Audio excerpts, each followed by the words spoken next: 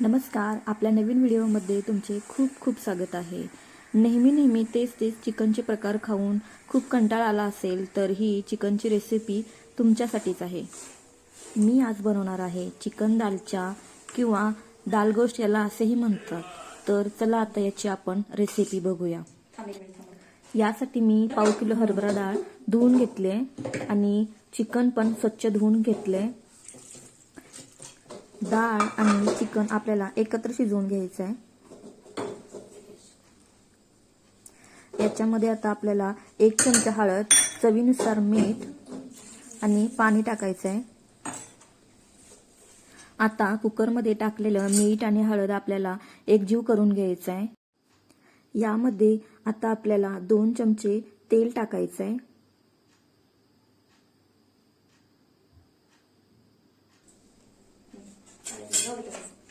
आता आपल्याला कुकरचं झाकण बंद करून याला शिजण्यासाठी ठेवून द्यायचं आहे. कुकरच्या शिट्ट्या होत आहेत तोपर्यंत आता आपण मसाल्याची तयारी करून घेऊया. मी 3 मीडियम साईजचे कांदे, 2 टोमॅटो, 3-4 हिरव्या मिरच्या, अद्रक लसूण पेस्ट, घरगुती मसाला, गरम मसाला आणि घरातले बेसिक खडे मसाले घेतले. एक साईडला कुकरची शिट्टी होत आहे तोपर्यंत मी दुसऱ्या साईडला फोडणीची तयारी करून घेत आहे. कढईमध्ये तेल टाकून त्याच्यामध्ये खडे मसाले टाकायचे. थोडेसे भाजले की त्याच्यामध्ये आपल्याला कांदा टाकायचा आहे. कांदा चांगला परतून घेतला की त्याच्यामध्ये हिरव्या मिरच्या, अद्रक लसूण पेस्ट टाकायचं आहे. अद्रक आणि लसूणची पेस्ट मी घरीच बनवून घेतली आहे. आता मस्त भाजले, याचा खुशबू खूप छान सुटला आहे. आता याच्यामध्ये टोमॅटो टाकून तेही आपल्याला चांगलं भाजून घ्यायचं आहे.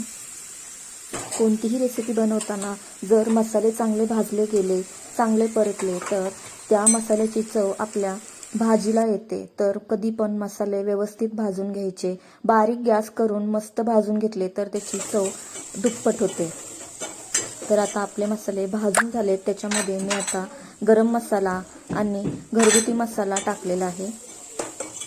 कुकर थंड झाला आहे. मी आता त्याच्यामधलं चिकन शिजलंय का ते बघते. चिकन मऊ शिजलेलं आहे. आता चिकन मी त्यातलं वेगळं करून घेते कारण आपल्याला डाळ घोटून घ्यायची आहे. आता पळीच्या मदतीने आपल्याला डाळ घोटून घ्यायची आहे.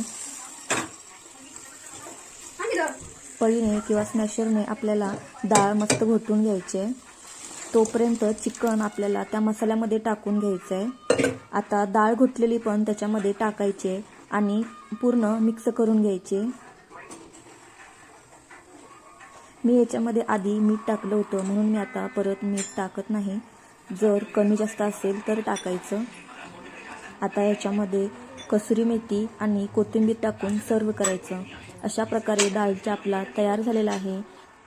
चपातीबरोबर, नानबरोबर, भाताबरोबरही तुम्ही खाऊ शकता. असा हा दालचा खूप छान लागतो. तर रेसिपी कशी वाटली नक्की सांगा. व्हिडिओला लाईक करा, चॅनलला सबस्क्राईब करा. Thank you for watching. तर तुम्ही नक्की ट्राय करून बघा.